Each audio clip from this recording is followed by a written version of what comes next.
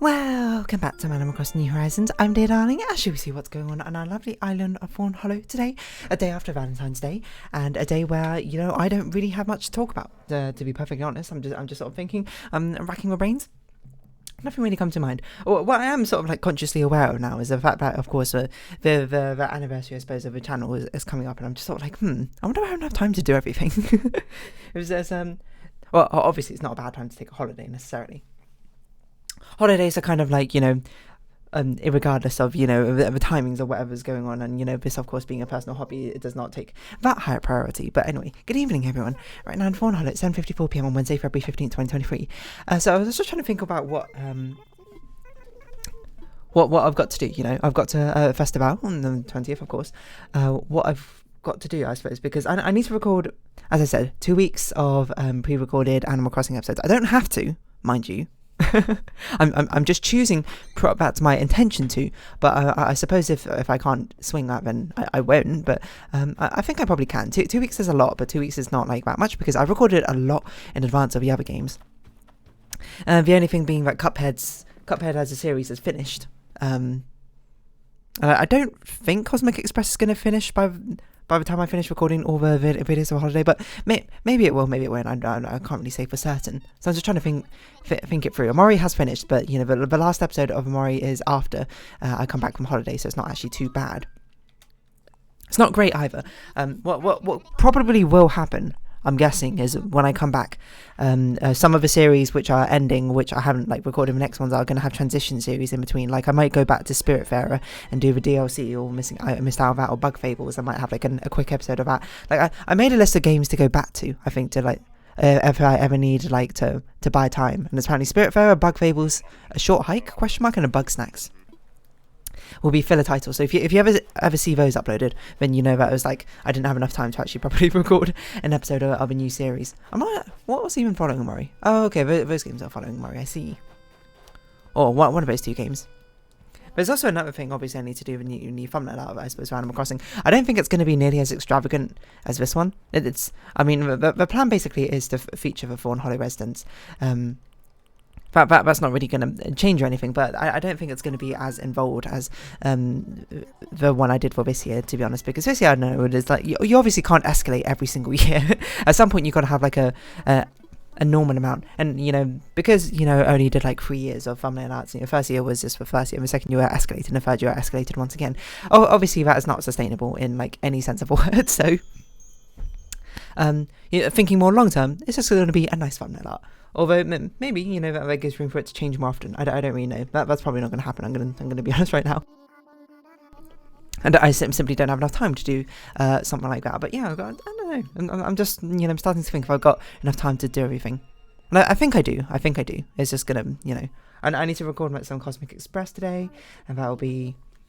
If I record 3 episodes today, that'll probably be fine. But the problem is, puzzle games like Cosmic Express are not great things to mass record, because like if you're just stuck on a level, you're just kind of like stuck. It's pretty hard to like push through. You know, it's a game where you very much need to, you know, take your own time and then take breaks and come back to it, which is not very conducive to my recording for mass amount of time. So maybe I'll record some Cosmic Express, and I'll record the game which is running on Cuphead. I can't remember if I already said what it is or not. Anyway, you're not going to see it for a while anyway, and I've not even started the thumbnail up. Actually, when's that first video of that being uploaded? Let's see. So I'll be on holiday on the first day it's uploaded. Okay, interesting. That's fine. But yeah, that's not what we're here to talk about today. If you saw some winners, what should we talk about today? I don't know. What interesting things have happened today, which I can talk about. You know, League of Legends, like Riot Forge, started releasing like clips, teasers, I suppose, of their new upcoming games, including a new game, which I thought had already come out, but it's not. It's like still in progress. That's pretty cool. I'm not gonna lie. What else could I talk about today? I'm not really sure. I'm just sort of like looking around for somewhere I could particularly talk about. But, you know, the conversational wheels are not turning as well today. I still haven't checked out the Nintendo Direct, so, you know, I haven't really heard much from it, so who knows if there's something that particularly big that was announced in it or not. Anyway, Vivian, you are not allowed to leave. Please don't leave us.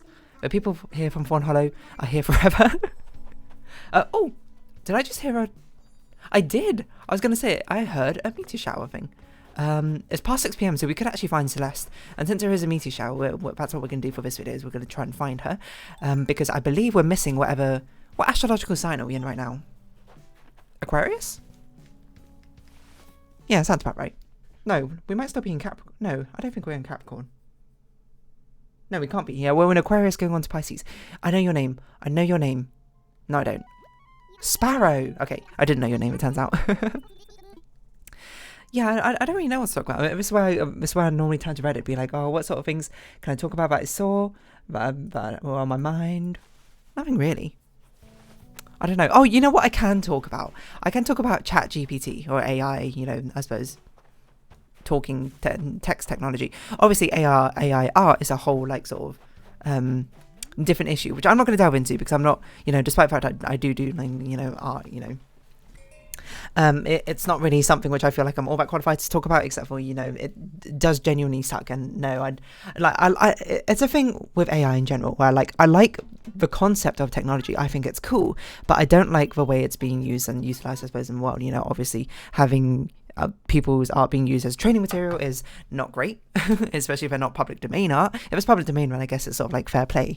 That's kind of what it's there for. But, you know, being trained on like people's private art and then having like strong similarities being passed over is not great. But on the other hand, I guess, you know, maybe I'm hypocritical because I'm just like the AI text tool, the story tools, things that generate from that are also pretty cool. But as I understand it, those models are trained off like libraries and libraries of public domain work, as I understand it, or like things which are open resource to be allowed to be used as training sets. I don't know actually necessarily with ChatGPT, but I remember there used to be this thing called AI Dungeon, which was basically trained on a load of like open source, like not technologies, that's the wrong word, but open source like literature and reading, which made it very interesting. And then AI Dungeon went through a whole like weird controversy stuff where not because of AI, surprisingly, I think it was like the business just sort of like ran itself into the ground because of its subscription models.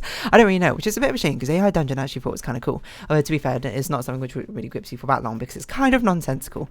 But I'm kind of reminded of it because Tom Scott, you know, one of the few people I'm subscribed to who I do actually genuinely watch his videos, made a video about AI technology and how scary it is, kind of. And, you know, he goes into like the technological like advancement side, I suppose, much more in depth. Not like the actual, like technical side of it, but more like the general side of it and like the impact on society, technology as a whole, of like a grand scope thing, which I'm not that well versed in, so I'm not going to really talk about it in first place. But seeing it, I was just like, oh, you know what? I've never actually tried using the new like modern day, I suppose, AI technology, ChatGPT, etc, because I just haven't like found the need for it necessarily. Like I know some people use it for like making simple programming code, not all that complicated programming code, because it's not that good. I would say ChatGPT will make mistakes on much more complicated things, and of course it's not flawless. It's still basically just guessing what it's saying. It doesn't really have much of a concept of what it's saying in its entirety, which is fine. You know, that's how technology starts out, and probably I'm going to guess within the next 10 years it's going to get scarily good. Like, it's already pretty scarily good, but think about like, you know, think about now when you look back on like PlayStation 2 graphics or PlayStation 1 or Nintendo 64 graphics, and if you grew up with that sort of thing, you might be like, whoa, these graphics are so lifelike. And when you look at the graphic fidelity we have now, and you'd be like, the graphics that can, obviously, you know, stylized, probably a lot of it, and I'm not going to say necessarily bad, but, you know, can't compare to the technology we have now.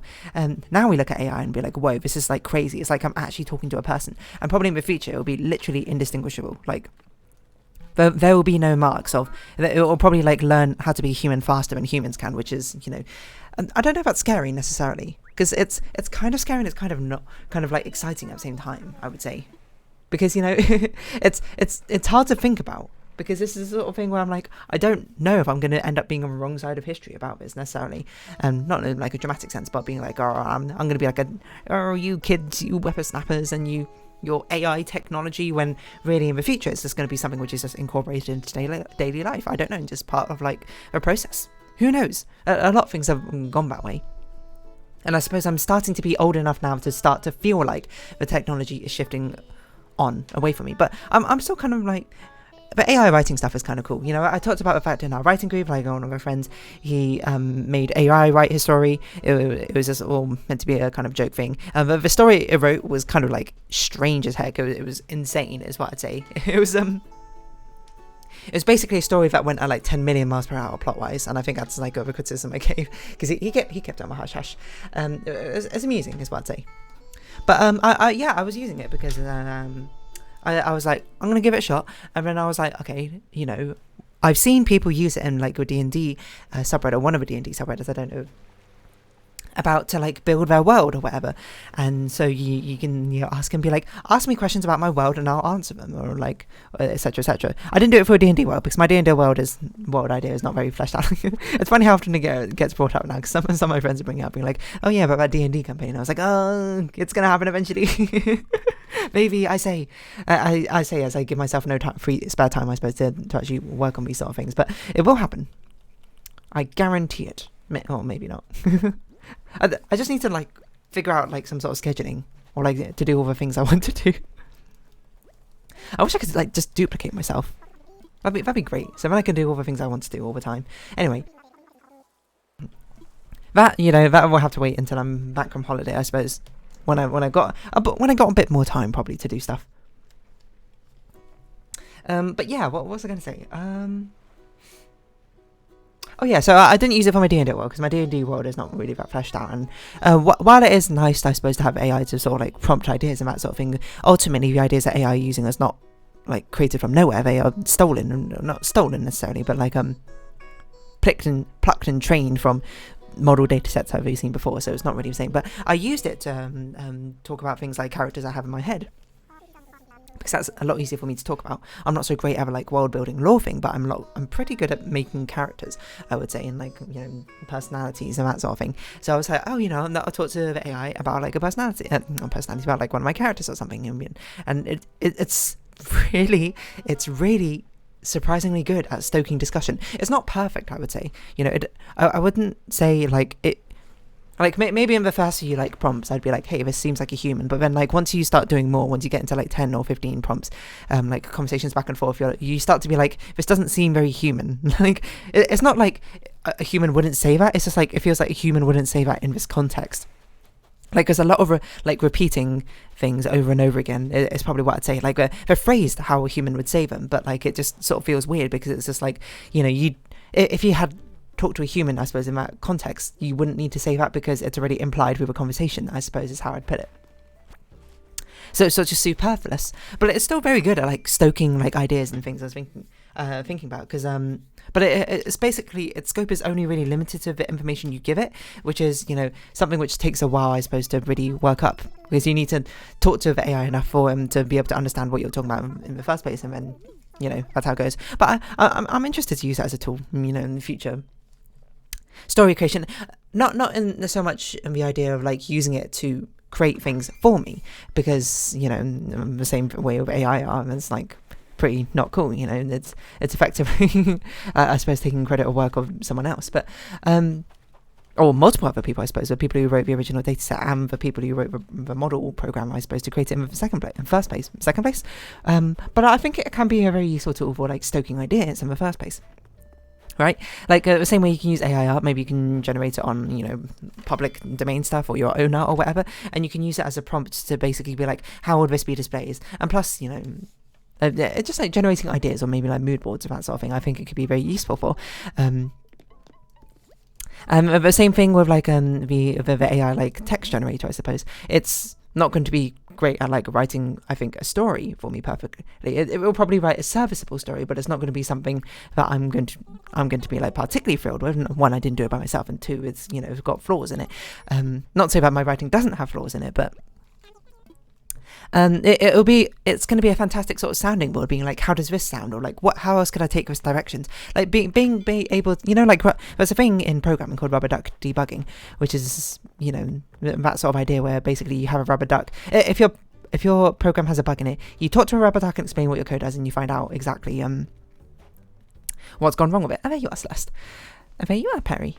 And it's exactly that same sort of thing, I suppose, with like story writing, is you can talk to this AI and be like, hey, what sounds wrong about this, what sounds good about this, like how far can I push this, etc. And it can give you, even though it's, you know, not pre-programmed, but it's like its AI responses doesn't really generate any unique ideas, or so I suppose, of its own. It will still be enough to prompt you to think about things in a different light, right? Which I think is pretty cool, you know.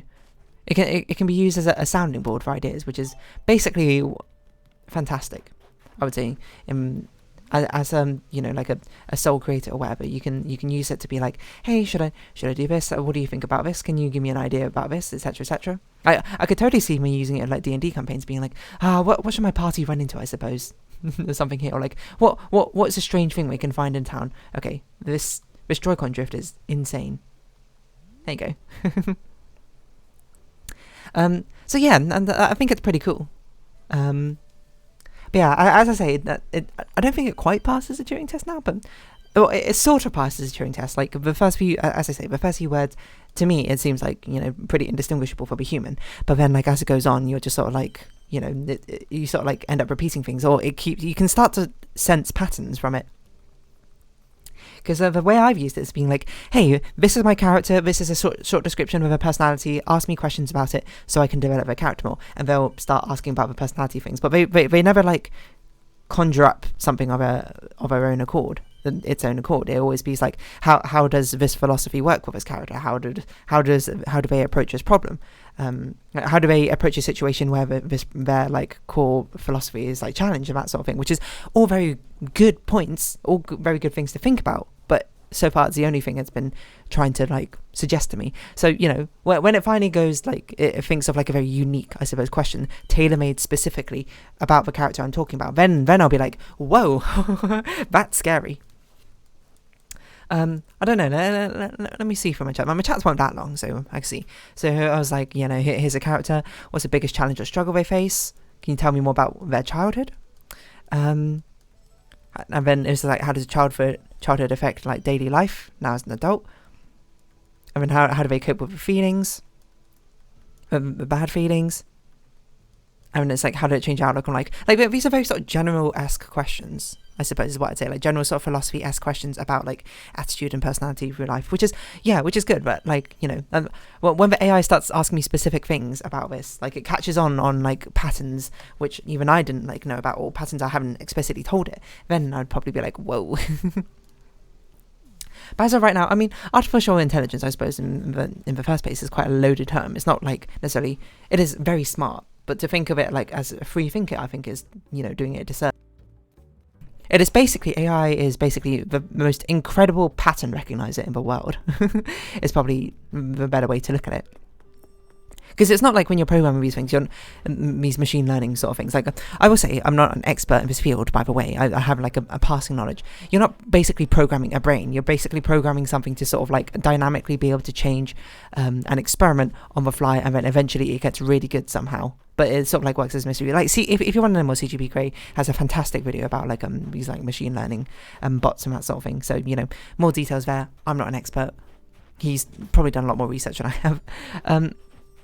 But it is exciting, basically, to sort of think about how the technology will go in the future, because I remember these very sort of like primitive versions of these like AI chatbots or something when I was younger, like using them and being like, whoa, actually like responded to my question, and then the next thing it says will be absolutely nonsensical. It just like goes off on absolute tangents. Now it can hold a coherent conversation. It just feels like a stilted conversation is probably how I would describe it right now. But doesn't mean in 10 years it's probably going to hold quite like a reasonably natural conversation, and then another 10 years it's probably going to be indistinguishable from human conversation is what I'm guessing.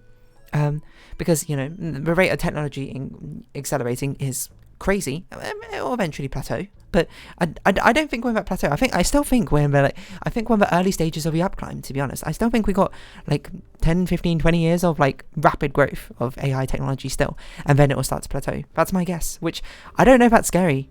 Oh, I don't know if that's exciting or if that's scary, to be honest. It just is what it is, I suppose. You know, it's both, is probably what I'd say.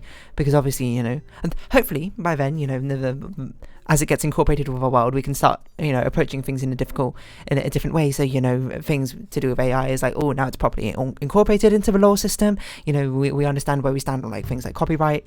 To do with that, we understand with things to do with like accountability, using the systems, etc., etc. All of these things very much out of my like realm or grasp.